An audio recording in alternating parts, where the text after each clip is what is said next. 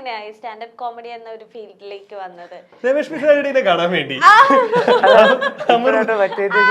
അതെ, ഇത്രയും ചെറുപ്പം മുതൽ ഇങ്ങനെ ട്രോളും തമാശയൊക്കെ ഇഷ്ടപ്പെടുന്ന വീട്ടിലാണ്? വീട്ടിലെല്ലാരും ട്രോളും? അല്ലല്ല, വീട്ടിൽ അങ്ങനെ ട്രോളൊന്നും രാവിലെ അച്ഛനെ തല്ലിയാ തുടങ്ങിയ. അല്ല, വീട്ടുകാരും ജനറലി അങ്ങനെ ഉണ്ട്. നമ്മളിപ്പോ അച്ഛനാണെങ്കിലും നമ്മള് വൈകിട്ട് എല്ലാവരും ഒരുമിച്ചിരുന്നായിരിക്കുന്നു. അപ്പം അന്നത്തെ എന്തേലും അപ്പൊ അമ്മ കാണിച്ച എന്തേലും മണ്ഡലത്തിലുള്ള അമ്മയുടെ എന്തെങ്കിലും കഥ ഉണ്ടെങ്കിൽ അത് അച്ഛൻ കഴിക്കായിരിക്കും. എല്ലാവരും കൂടെ ഉള്ളപ്പം അപ്പൊ പറയുമ്പോഴാണ് അറ്റൻഷൻ കിട്ടുന്നത്. അതുകൊണ്ട് അപ്പൊ പറയും. അപ്പൊ ഞാൻ സ്കൂളിൽ എന്തെങ്കിലും കാര്യം പറയും, ചേച്ചിയുടെ കാര്യം പറയും. അമ്മ നമ്മുടെ കുടുംബത്തല്ല അവിടുത്തെ വീട്ടിലെന്തെങ്കിലും അങ്ങനത്തെ ഇതിനെല്ലാം കൗണ്ടർ അടിച്ചോണ്ടിരിക്കും. അല്ല, ഞാൻ പറഞ്ഞ എല്ലാരും ഓരോ സ്റ്റോറി സെറ്റ് ചെയ്താ കഴിക്കായിരിക്കുന്ന.